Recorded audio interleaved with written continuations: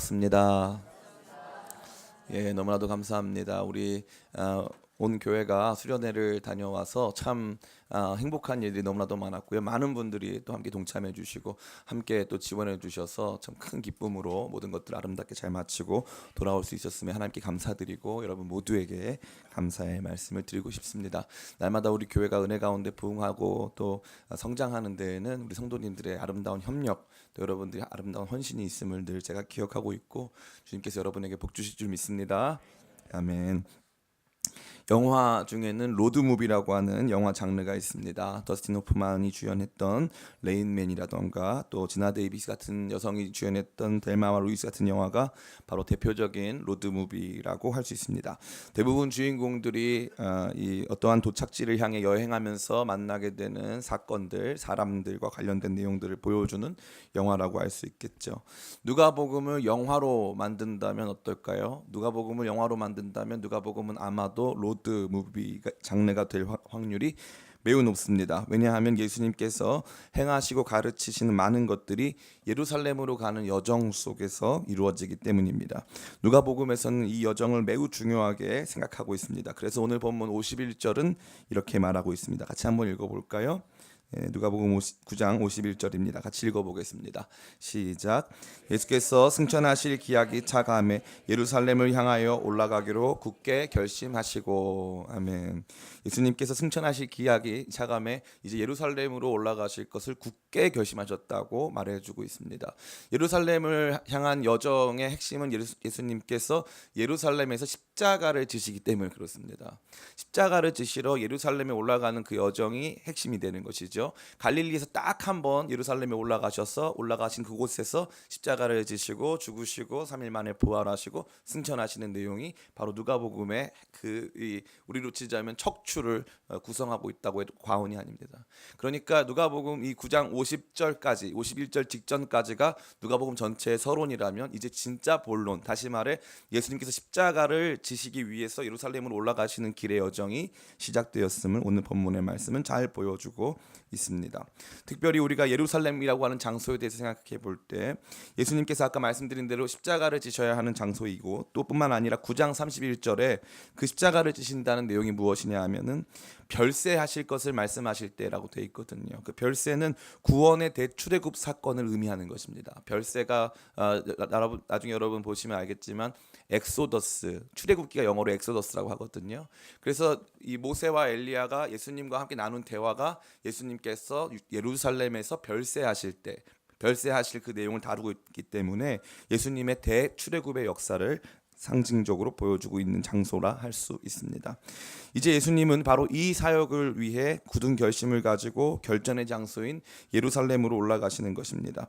이 길에서 어떤 사건과 어떤 사람들을 만나게 될까요? 또 그러한 사건들과 사람들은 우리에게 어떠한 이야기를 건네주고 있을까요? 예수님의 뒤를 쫓아가 이 길을 가며 예수님의 모습을 새롭게 발견하고 우리의 모습을 다시 돌아보는 은혜가 저와 여러분 가운데 넘치시기를 간절히 바랍니다. 아멘. 첫 번째로 예수님께서 그 길 위에서 만난 사람들은 바로 사마리아인들이었습니다. 우리 52절과 53절 같이 한번 읽어보겠습니다. 52절과 53절 같이 읽습니다. 시작.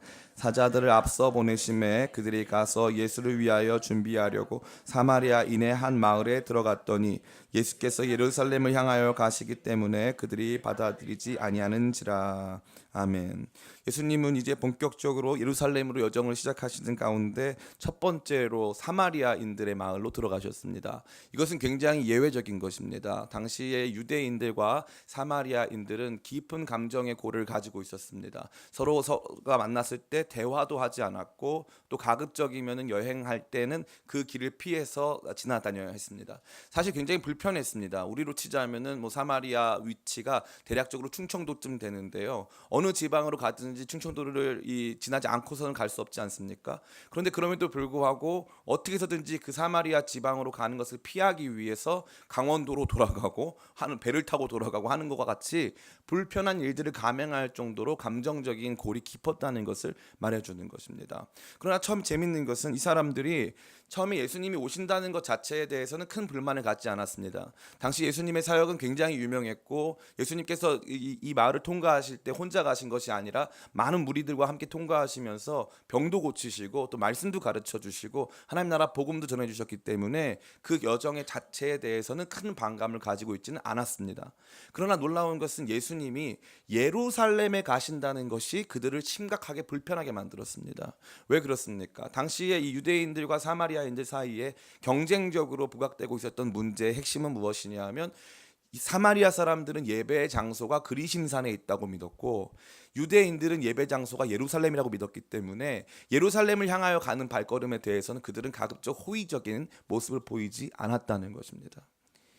뿐만 아니라 예수님께서 예루살렘에 가시는 목적이 십자가를 지시기 위함이었기 때문에 그들 자신에게는 이 예루살렘으로 가시는 예수님의 여정에 대하여서 그렇게 반갑게 여기지는 않았던 것 같습니다. 예수님이 십자가의 길을 가실 때 처음 만난 사람들은 사마리아인들이었고 그들이 보여준 모습은 예수님을 향한 배척이었습니다. 그럼 그 배척의 이유가 뭡니까? 예수님께서 예루살렘으로 올라가시기 때문에 그것이 배척의 이유의 전부였습니다. 복음의 내용에 대한 배척도 아니었고 예수님 자체에 대한 배척도 아니었고 예수님의 가르침에 대한 배척도 아니었고 예수님께서 행하시는 능력에 대한 배척도 아니었습니다. 그냥 나는 유대인이 싫고 그들이 예배하는 장소인 예루살렘이 싫고 그냥 나는 그들과 오랫동안 가지고 있었던 감정적인 반목으로 말미암아 나는 그것이 싫었던 것뿐입니다. 너무 흥미로운 것은요. 이들은 이 사마리아 사람들과 유대인들은 단순히 이렇게 뭐 감정적인 이 갈등을 넘어서서 그들 안에는 오랫동안 가지고 있던 서로와 서로 간의 상처를 가지고 있습니다. 그러니까 이 단순히 이 갈등은 지금 이 시대에 생긴 것이 아니고 과거 몇백 년 동안 이어왔던 갈등이라는 것이죠. 그것으로 말미암아 이들은 전혀 하나 될 수가 없었습니다. 예수님 가시는 십자가의 길은 하나 되게 하는 길인데 그것을 원하지 않았다는 것입니다. 오늘날 이러한 모습이 교회 안에도 너무나 많습니다. 복음에 대한 배척이라든가 예수님 말씀에 대한 배척이라든가 능력에 대한 배척이 아닌 비본질적인 것에 의한 복음의 배척, 비본질적인 것에 의한 예수님 사역의 배척들이 교회 안에서 많이 일어나고 있다는 것입니다. 어떤 큰 교회의 권사님이 매번 오전 예배에만 나왔습니다. 물어봤어요. 왜 권사님은 오전 9시 예배만 나오십니까? 딱 물어봤더니 권사님 하시는 말씀이 11시 예배에는 내가 싫어하는 사람이 나온다는 거예요. 그래서 그 사람을 피하기 위해서 그 사람이 사마리아인 거죠. 11시 예배에 뭐 은혜가 부어지고 그래도 그 사람을 피해야 되기 때문에 그 사람 만나면 안 되기 때문에 그런다는 것입니다. 은혜를 받아야 되는 일이 있어도 내가 오랫동안 반목하고 내가 오랫동안 혐오하고 내가 오랫동안 그와 함께 할 수 없었던 그 사건으로 말미암아 복음보다 더 중요한 비본질이 존재한다는 거죠. 너무 흥미롭습니다. 한국 교회사를 공부하다 보면요, 종로에 있는 아주 큰 교회가 있는데 중요한 교회입니다. 이 교회 안에 이 처음으로 이 백정, 다시 말해서 지금으로 치면은 이제 이 정육 사업을 하시는 분이 장로 피택이 됐어요. 그러니까 이 당시에 이 교회에 있던 분들이 우리는 저 사람하고 같이 장로가 될 수 없다. 백정이 장로가 되는 교회는 나는 원하지 않는다. 그래서 그분들이 따로 나와서 안국동에 새로운 교회를 개척했습니다. 한국 교회 참 이 뭐라고 해야 될까요? 좀 불편한 역사죠. 불편한 역사인데 그게 뭘 보여주는 거죠? 복음보다 중요한 양반 상놈의 문화가 있던 거예요. 복음보다 중요한 자기가 누구이고 너는 누구이다 하는 종류의 과거부터 이어져 왔던 관습, 관행, 그러한 이 사회적인 어떠한 이 관념들이 존재한다는 것입니다. 그래서 복음이 못 지나가는 거예요. 그 길을 못 갑니다.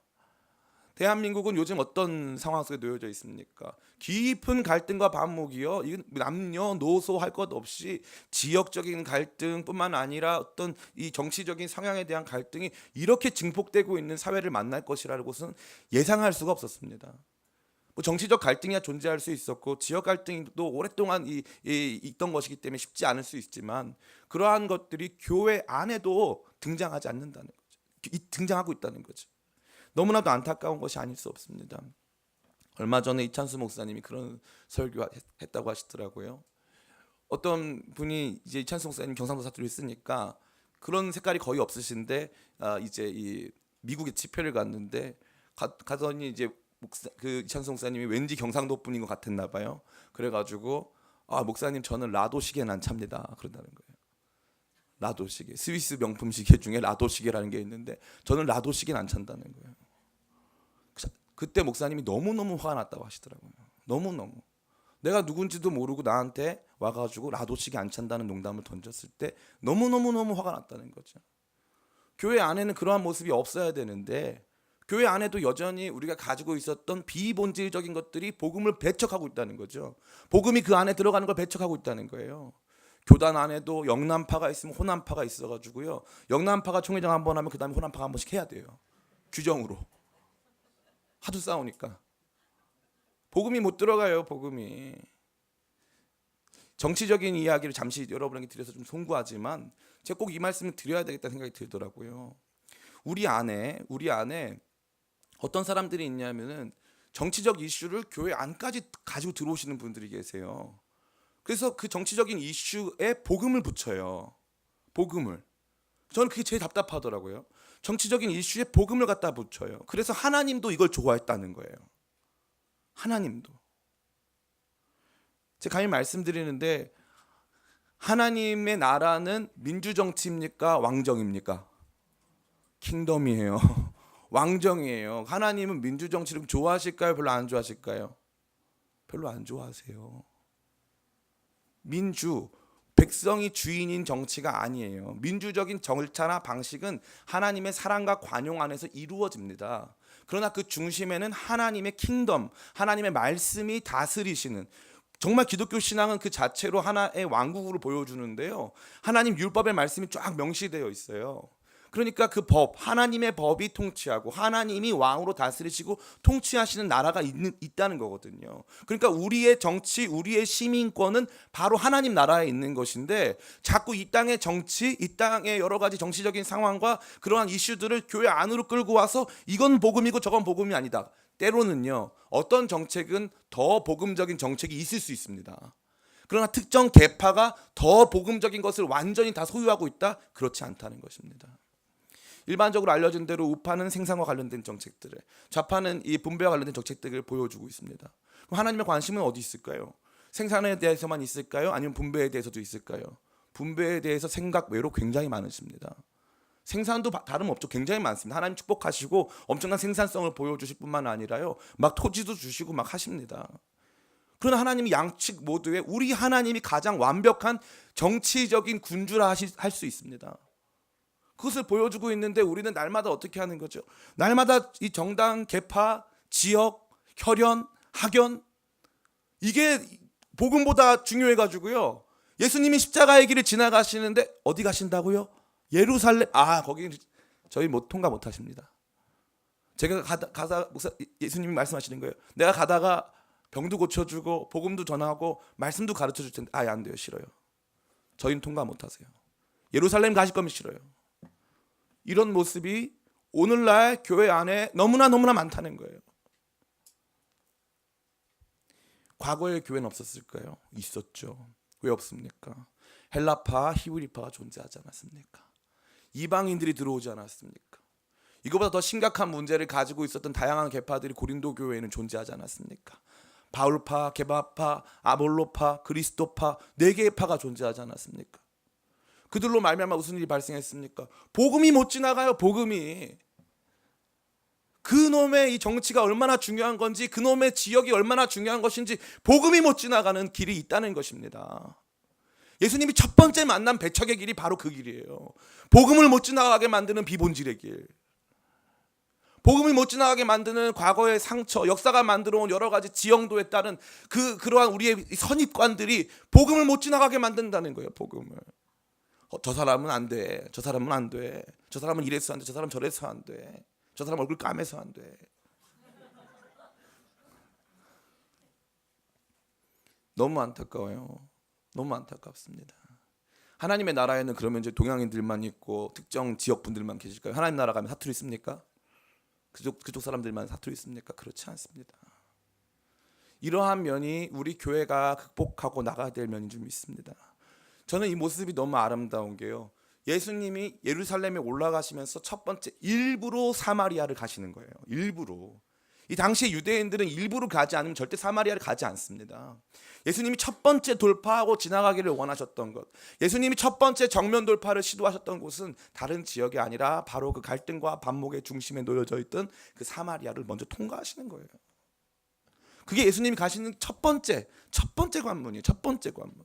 그러니까 우리 교회 안에도 우리가 가지고 있는 특정 개인이나 우리가 가지고 있는 어떤 특정 집단이나 우리가 가지고 있는 어떠한 특정 정치적 계파에 대한 선입관들이 우리가 가지고 있는 복음에 대한 인식보다 우선하고, 그래서 그것 때문에 뭔가 우리가 예배드리기가 불편하고 말씀을 듣고 이해하는 데 있어서 선입관이 너무 강하게 작용한다면 우리는 온전한 예수님의 길을 따라가는 제자라고 볼 수도 없을 뿐만 아니라 사마리아인과 같은 모습일 수밖에 없다는 것을 이 본문이 강하게 저와 여러분을 폭로해주고 있는 것입니다. 두 번째입니다. 예수님이 두 번째 만난 사람들은 아니고 특별히 이 사람들은 같이 다니는 사람들인데 등장인물이라 할 수 있겠죠. 요한입니다. 참 이 사람이 여기 등장하는지 모르겠어요. 제자들입니다. 우리 54절과 55절입니다. 같이 한번 읽어보겠습니다. 시작. 제자 야고보와 요한이 이를 보고 이르되 주여 우리가 불을 명하여 하늘로부터 내려 저들을 멸하라 하기를 원하시나이까. 아멘. 제자 야고보와 요한이 이를 보고 이르되 주여 우리가 불을 명하여 하늘로부터 내려 저를 멸하기를 원하시나이까. 참 재밌는 게요, 이 앞에도 49절에도 요한이 또 이래요. 요한이 여짜오되 주여 어떤 사람이 주의 이름으로 귀신을 내쫓는 것을 우리가 보고 우리가 함께 따르지 아니하므로 금하였나이다. 이 요한이라는 사람의 특징이 뭐냐면 아주 배타적이에요. 아주 배타적이에요. 우리 안 따라오면 넌 적이야. 우리 편 아니면 적. 이거예요. 우리 편 아니면 적. 그 다음에는 뭐랍니까? 사마리아 사람들이 배척하니까 저 사람들은 지역 감정 못 이겨냈고 저 사람들은 이 예수님 받아들이지 않고 하니까 다 죽여 없애버리자는 거예요. 왜 이 사람이 요한인지를 모르겠네. 진짜 화가 나요. 저한테도 이런 모습이 있겠죠. 저한테도. 참 제자들은 너무 흥미로운 게 많은 생각을 불러일으킵니다. 첫 번째, 이들은 원래 능력이 없어요.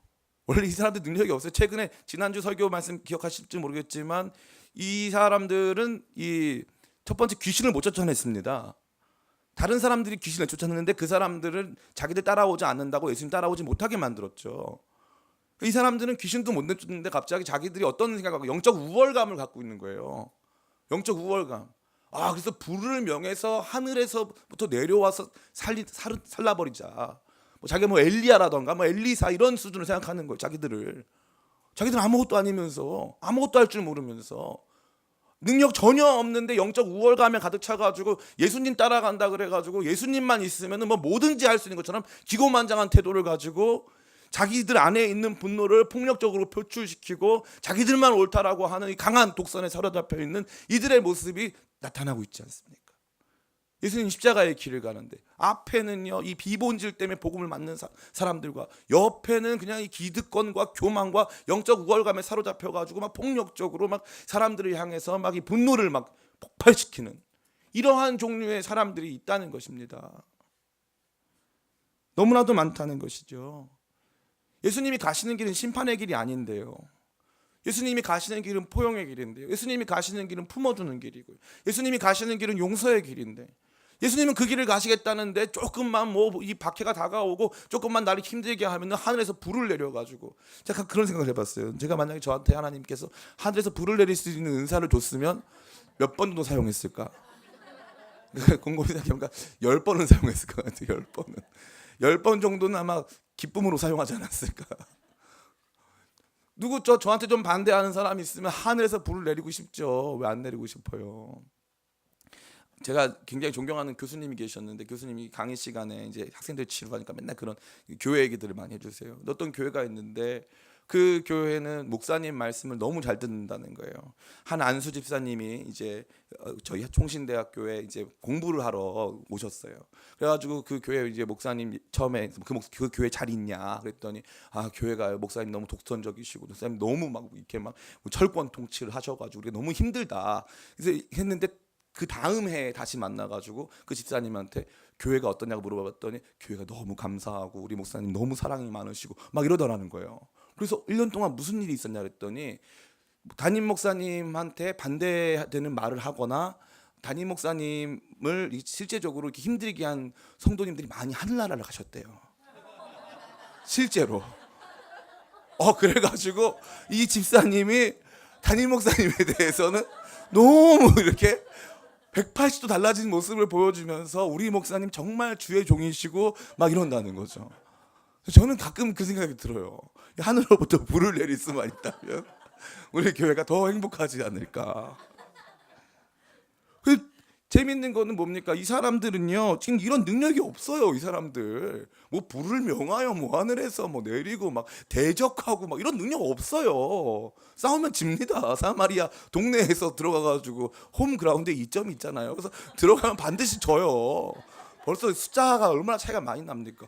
그러니까 잽도 안 되는데 이상한 영적 우월감에 사로잡혀 있는 거예요. 내가 명령하면 뭐 될 것 같고, 내가 다 이길 것 같고, 우리가 예수님 더 잘 따라가고 있는 것 같고, 이러한 영적 교만에 사로잡힌 사람들이 얼마나 많습니까? 가끔 이 교단과 관련된 문제들을 좀 생각해 보면요, 그럴 때 너무 많아요. 장자교단, 뭐 좋죠, 좋은 말이죠. 장자교단의 중요한 건 권한이 아니라요, 이 장자의 축복이 아니라 장자의 책임이에요. 장자의 책임. 제일 큰 교단이니까 책임져야죠. 더 깨끗해야죠. 근데 그거 안 하고요. 장자교단이고 더 우리 신학이 탁월하니까 우리 더 잘 나왔으니까 그냥 저 사람들 다 정죄해버리고 저 사람들은 다 그냥 다 이단이고 저 사람들은 그냥 누구도 상대할 만한 가치가 없는 사람들이다. 이게 교단만 이럴까요? 타종교에 대해서는 어떨까요? 이슬람교. 이 혐오, 다시 말해서 이 혐오는요 두려움을 만들어요. 두려움을 만들어서 아예 상대조차 하지 않게 만듭니다. 근데 이 혐오와 두려움이 그 다음에 뭘 만듭니까? 폭력을 만들어요. 강한 대응을 만드는 거예요. 강한 대응을. 강력한 대응을 만드는 거예요. 그것에 대해서 이미 우리가 가진 선입견으로 다 포장해 놓고 조금만 반발하다 그러면 그럴 줄 알았다. 너 같은 애들은 그냥 씨를 없애버려야 된다 하면서 막 폭력적으로 대하는 거죠. 이게 우리가 이교도라던가 우리가 이단들에게 가질 수 있는 태도라는 것입니다. 이단을 사랑해야 돼요? 아니에요? 사랑해야죠. 사람이잖아요. 사람 사랑하는 거잖아요. 이단들도 불쌍히 여기고 사랑해야 되잖아요. 이단이라고 그래가지고 가서 뭐 집어 던지고 그럽니까? 그러면 안 되잖아요. 근데 지금 우리나라 무서운 게 뭐예요? 이건 진짜 어려운 문제인데 이만 했다가 제가 우리 교회에서 잘리는 건 아닌가 싶은데 요즘에 남성 여성의 문제, 젊은이들 사이에서 그 문제가 너무 심각해요. 너무너무 심각해. 제가 너무 이상할 정도로 강한 이 분노로 표출되고 있어요. 남성들은 자기들이 영적 우월감을 갖고 있어요. 교회 다니는 이제 이 남성 우월주의자들이죠. 그들은 자기들이 영적 우월감을 갖고 있어 자기들이 하나님의 제자라고 생각해요. 예수님은요 사마리아 사람들은 꾸짖지 않으셨어요. 그런데 제자들은 꾸짖으셨어요. 너네가 더 나빠해 너 막 이 뜻이에요. 저 사람들이 그럴 수 있지. 사마리아 사람들이잖아. 그럴 수 있지. 나를 따라다닌다는 너네가 그렇게 안에 폭력과 이 불만과 이 분노가 가득해가지고 그냥 사람들에 대하여서 그렇게 태도를 가지면 되겠어? 예수님이 책망하신단 말이죠. 근데 우리 안에는 이 마음이 없는 거예요. 우리가 옳으니까 남들은 다 틀린 거예요. 남들은 다 틀렸으니까 존재해서도 안 되는 거고 남들 다 틀렸으니까 다 어디 가버려야 된다는 거예요. 교회가 힘이 세지려면 어떻게 하면 되냐면은 교회가 외부의 적을 만들어 놓으면 돼요. 외부의 적. 그럼 내부의 힘이 세집니다. 그래가지고 막 외부에서 뭐 지역 주민들이 우리 교회를 싫어한다. 그러면 함께 막 기도하자. 그러면 교회가 세져요. 막 또 대적들이 있다. 막 이러면 대적들은요 내 안에 있는 거예요. 내 안에 있는 거예요. 야고보와 요한 안에 얼마나 강한 대적이 있어요. 이 보니까 예수님이 꾸짖었다고 되어 있는데 에피티마오 예수님이 주로 언제 쓰십니까? 이 에피티마오를 주로 사용하실 때가 귀신들 내쫓을 때 쓰시는 단어예요. 내 안에 그런 강한 불만과 강한 분노와 강한 폭력성들이 막 표출되고 있는 거예요. 예수님 제자인데 십자가의 길을 따라가는데요. 십자가의 길 예수님 죽으러 가시는 길인데 나는 죽이러 가는 길이에요. 십자군이 그런 모습 아니었습니까? 예루살렘 그거 다시 되찾겠다고 해가지고 수많은 사람들을 다 죽여놓고 나니까요. 그게 그들에게는 상처가 돼가지고 지금도 중동 지방에 선교가 안 되는 게 그놈의 십자군 때문에 안 되는 거예요. 그 비본질적인 거 붙잡아가지고 예루살렘이 뭐 중요합니까? 건물이 왜 중요합니까? 아무것도 아닌 거 그 붙잡아가지고 서로 상처 주고 폭력이 난무하는 가운데서 이제 복음을 못 전할 만큼 그만큼 큰 상처를 남긴 거 아닙니까? 예수님의 길을 따라간다고 하는 크루세이더, 십자가의 길을 따라간다고 하는 십자군들이 어떻게 이런 일을 벌일 수가 있냔 말입니다. 복음을 따라간다고 하는 사람들이 입만 열면 그냥 분노와, 입만 열면 원망과, 입만 열면 누군가를 향한 이 막 갈등의 용어들을 막 사용하면서 그들을 향해서 막 분노를 폭발시키고 그들을 막 존재해서는 안 되는 사람들인 것처럼 한다. 예수님은 죽으러 가는데 우린 죽이러 간다. 십자가 들고 죽이러 간다. 십자가 들고 저 사람 정죄하러 간다. 얼마나 어이가 없어요. 가끔 이 절에 올라가서 불상을 훼손하는 일들이 발생합니다. 기독교인들 사이에서. 예수님은요, 정말 조심스러운 말씀만 드리자면은 불상보다 불상을 훼손하러 가는 사람들을 좀 더 싫어하실 것 같아요. 할 일 되게 없다. 기도 더 해라. 기도 더 해라. 할 일 되게 없다. 더 사랑해라. 더 사랑해라. 신앙의 중심은 나예요. 내 안으로 그 말씀이 들어오고 내 안에서 그 말씀, 하나님의 나라가 임하고 내 안에서 주님께서 고쳐주시고 회복시켜 주시는 내용들이 충만하는, 나를 바꾸는 시간이거든요. 자꾸 어떻게 하냐면, 이 문제가 뭐냐면은 신앙이 차는데 남을 바꾸려고 하는 때가 많아요. 신앙은 차오는데 너는 이래서 문제야. 너는 주일날 교회에 왜 안 나와? 너는 왜 헌금을 안 해? 너는 왜 교회 다닌다는 사람이 왜 그렇게 살아? 제가요, 저 자신도 너무 오랫동안 신앙생활을 하면서 정죄의 복음을 너무 많이 듣고 살아왔어요. 정죄의 복음을. 요한복음 8장에 보면요, 예수님이 이렇게 말씀하세요. 죄진, 현장에서 간음한 여인이 왔어요. 현장에서 간음한 여인이 왔는데 예수님 어떻게 하시냐 하면은, 눈을 들어서 누가 너를 정죄하나 봐라. 아무도 없습니다. 나도 너를 정죄하지 않으니 다시는 가서 범죄하지 마라. 예수님은요, 우리를 심판하려고 이 땅에 오신 게 아니에요. 우리를 은혜 가운데 품으사 우리로 하여금요 새로운 삶을 살게 하게끔 오신 거거든요. 그런데 자꾸 우리 안에는요, 이 자꾸 복음이 들어가고 십자가의 길을 따라간다는데 나를 박해하는 사람들에 대해서는 강한 폭력성이 나타나기 시작하고, 내 주변에 있는 사람들을 평가하고 그들보다 나은 영적 우월감을 가지고 그들에 대해서는 정죄하고 그들에 대해서는 지속적으로 율법을 제시하면서 당신은 이래서 문제야, 저래서 문제야, 이래서 하나님 당신 복 안 주는 거야. 어디 그런 말이 있습니까? 그런 말 없어요. 왜 우리 안에는 이러한 종류의 잘못된 신앙들이 가득한가? 이 모습을 정말 폭로해주고 있지 않습니까? 그래서 교회가 너무 많이 정죄하고요, 너무 많은 율법을 가지고, 아니 예수님도 그렇게 율법 막 주일날 뭐 한 번 더 주일 성수, 물론 중요하죠. 물론 중요한 문제인데 주일 성수가 사랑보다 중요하냐? 저는 아니란 것 같아요. 이 말씀이 좀 걸림이 되신다면 제가 송구합니다. 그러나 주일 성수가 사랑보다 중요하냐? 저는 그렇게 생각하지 않아요. 11조 신앙이 사랑보다 중요하냐? 저는 그렇게 생각하지 않습니다. 우리가 정죄의 도구로 사용할 수 있는 그 수많은 율법보다 서로 사랑하고 용납하고 받아주는 것이 먼저가 돼야 됩니다. 근데 그 사랑은요, 우리를 그대로 두지 않아요. 사랑은 어떻게 합니까? 우리를 자라게 합니다. 자라게 해요. 사랑은. 애가 태어났어요. 애를 앉혀놓고 애가 알아듣든 못 알아듣든 잠깐 얘기를 합니다. 반가워. 너를 만나서 참 기뻐. 너가 살아가야 될 세상은 굉장히 터프한 세상이야. 마음의 준비를 단단히 하도록 하고, 앞으로 밥을 먹고 싶을 땐 이걸 3번 쳐. 3번 치지 않으면 밥을 주지 않을 거야. 그렇게 하는 부모 있어요, 없어요? 있으면 경찰에 신고하세요. 그런 부모는 없어요. 그런 부모는 없어요. 태어나자마자, 우리 주님도요, 태어나자마자 율법 안 줬어요. 애굽에서 종로로 살 때 율법 안 주셨어요. 어디서 율법 주셨어요? 광야에서 주셨어요. 구원하신 다음에 율법 주셨단 말이에요. 거기서 하나씩 배우게 하셨어요. 연단하시고 훈련시키시면서 배우게 했단 말이죠. 잘 생각해 보세요. 언제나 은혜가 먼저예요. 언제나 은혜가 먼저예요. 은혜가 온 다음에 하나님의 뜻을 알게 돼요. 은혜의 베이스 위에 말씀의 가르침이 오는 거예요. 그러면 내가 그렇게 지키고 싶다. 내가 주님을 기쁘시게 해드리고 싶다. 이 마음이 생겨야 되는데, 날마다 우리는 정작 이 제자들 특징이 뭡니까? 얘네들 자기는 능력 없으면서 뭐 불을 명하긴 뭘 명해? 막 불을 명해서 하늘에서 내려와서 저 사람 다 불살라 버릴까요? 너무 안타까운 거죠. 여러분 천국에 올라가면요 꼭 이걸 기억하세요. 예상 외의 인물이 꼭 있다. 아, 나 저 사람 올 줄 몰랐네. 야, 저 신기하다. 아, 몰랐어. 야, 여기서 저 사람 만나네.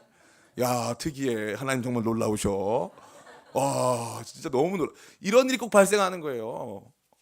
그러니까 우리 안에 이러한 이 잘못된 영적 우월감 속에 사로잡혀서 영적 우월감을 분노와 폭력으로 표출하는 종류의 신앙생활을 배우셨다면 끊으셔야 돼요.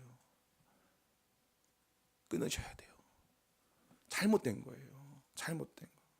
한번 잘못된 길로 들어가면 고치기가 너무 어려워요. 너무 어려워요.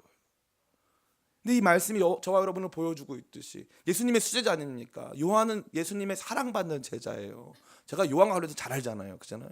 근데 이 사랑받는 제자인데 그 사랑이 이 요한을 이런 식으로 만들 수 있다는 거예요.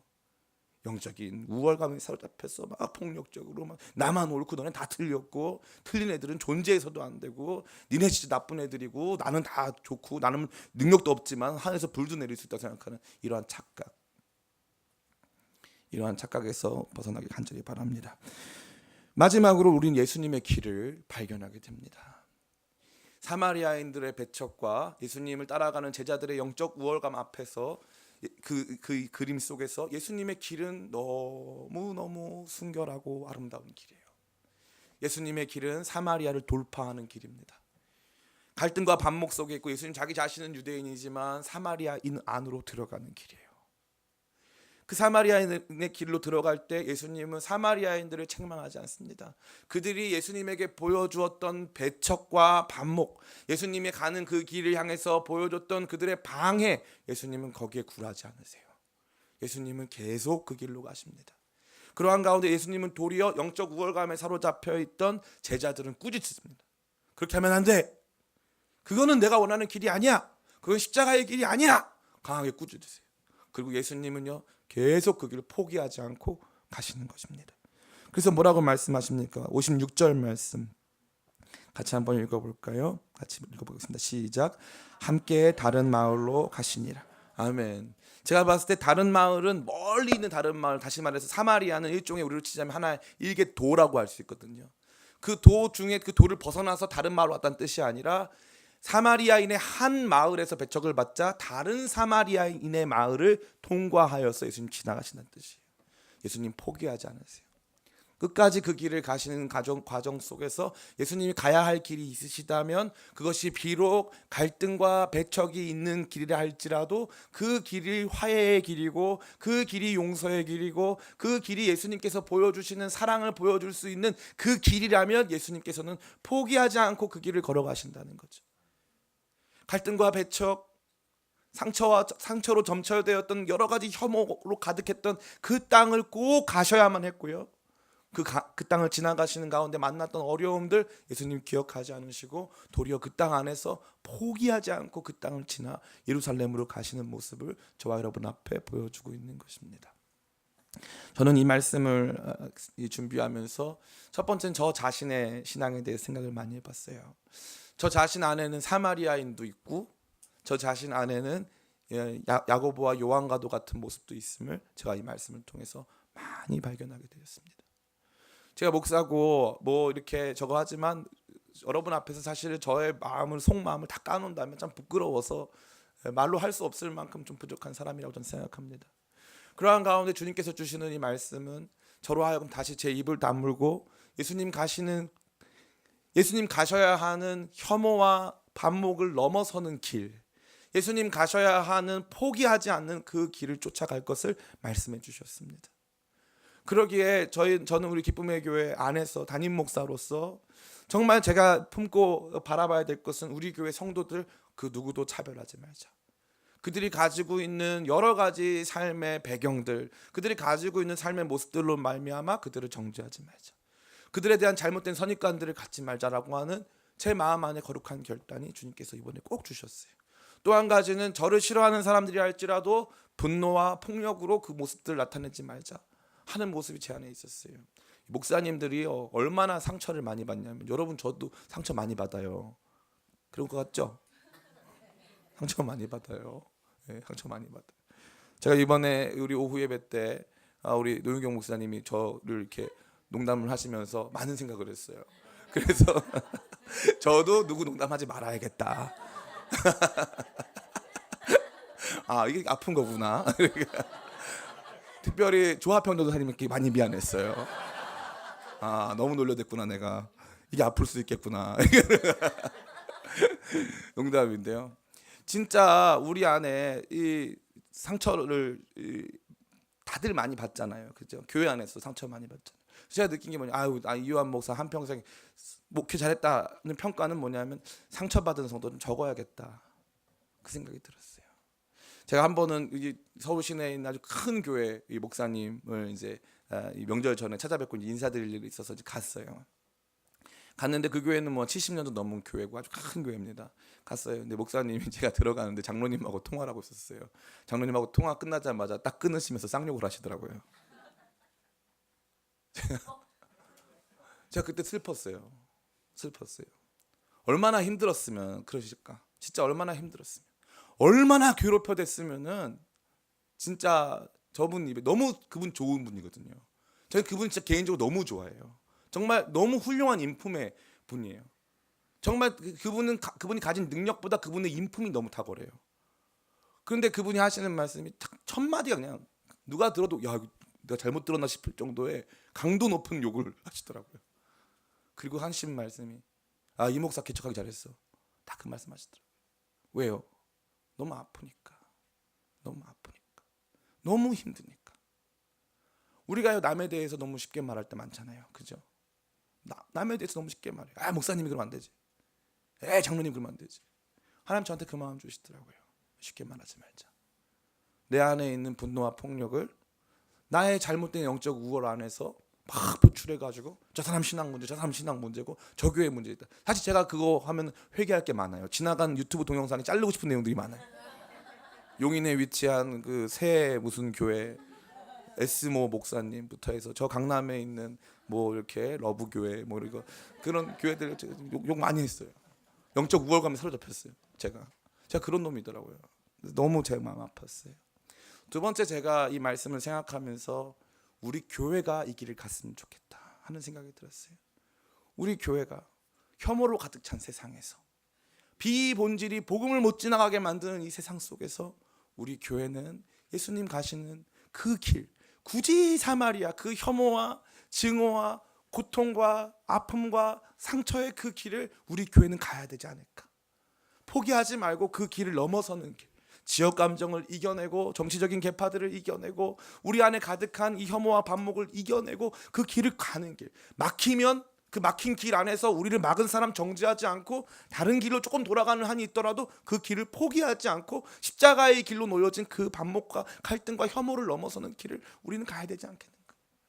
선교적 길, 저는 이 길이 선교적 길이라고 생각해요. 제 개인적인 고백이지만 참 부끄러운 고백이죠. 저는 이제 일본을 별로 안 좋아해요. 그래서 일본 선교에 대해서 늘 제가 이렇게 적극적으로 독려도 못했고 저도 잘 가려고 하는 마음이 별로 없었어요. 일본에 1박 2일 갔다 온 적이 있어요. 1박 2일. 참 무슨 일본이 가평도 아니고 일본 1박 2일로 갔다 오요. 너무 가기 싫으니까 꼭 굳이 가야 됐기 때문에 1박 2일 갔다 왔어요. 가가지고 다신 내가 가지 말아야 될 곳이다. 또 마음에 이런 마음을 먹고 온 거 제가 그런 사람이에요. 왜냐하면 아프잖아요. 일본 사람 가위바위보도 지면 안 되잖아요. 일본 사람하고는 가위바위보도 지면 안 돼. 일본 사람하고는. 내 마음에 그게 있단 말이에요. 근데 우리 교회에서 일본 선교 회의 안 해요. 일본 팀이 저를 좋아해 싫어해요. 말을 안 해요. 일본 팀 저한테 잘 말 안 해줘요. 제 마음을 아니까. 하나님이 저희 말씀 준비한 너무 찔리게 하시는 거예요. 너는 거기 못 가잖아.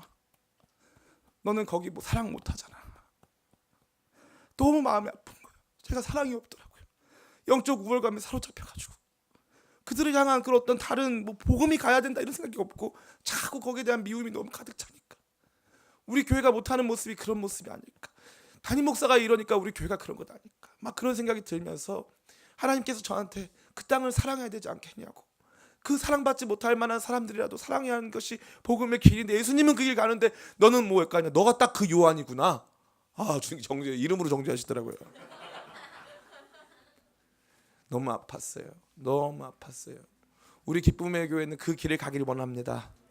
혐오와 갈등, 반목을 넘어서는 그 길을, 영적 우월감이 아니라 낮아지고 섬기시는 주님의 마음을 가지고, 예수님이 명하시면 불 떨어지죠. 예수님 명하면 불 떨어져요. 예수님 그런 말씀 안 하시나요? 그 혐오와 갈등과 반목의 그 길을, 내가 좀 힘들어하는, 내가 상처 있다 할지라도 가야 한다면 그 길을 가리라. 그런 마음 가지고 우리 교회가 함께 행진하기를 간절히 원합니다. 마지막으로 우리가 그 길을 포기하지 않기를 원합니다. 그 길을 포기하지 않아. 예수님 포기하지 않으세요. 그 길을 포기하지 않고 행하시고, 누가복음이 전해주는 제일 멋있는 모습이 뭔지 아십니까? 누가복음은 공관복음 중에 사마리아와 관련된 얘기를 가장 많이 다뤄요. 물론 요한복음까지 치면 요한복음이 가장 많이 다루지만 사마리아와 관련된 매우 의미심장한 비유들과 이야기들을 많이 들려주는 것이 누가복음입니다. 왜 그럴까요? 사도행전 8장에 보면은 사마리아 성에도 복음이 전해지거든요. 사마리아 성에도 복음이 전해지거든요. 그래서 사마리아를 관심 있게 다룹니다. 사도행전 1장 8절에도 오직 성령이 너에게 임하시면 너희가 권능을 받고 예루살렘과 온 유대와 사마리아와, 그 한마디, 그 사마리아, 진짜 안 가고 싶은 땅, 진짜 갈등하는 땅, 진짜 싫어하는 땅, 사마리아와 그 땅을 지나가야 되는 것을 보여주시는 것이죠. 예수님 포기하지 않습니다. 예수님 포기하지 않아요. 반목이 와도 갈등이 와도 상처가 다가와도 포기하지 않는 그 길, 그 십자가의 길을 함께 걸어가는 저와 여러분 다 되시기를, 우리 기쁨의 교회가 되기를 예수님의 이름으로 축원합니다. 같이 잠깐 기도했으면 좋겠습니다.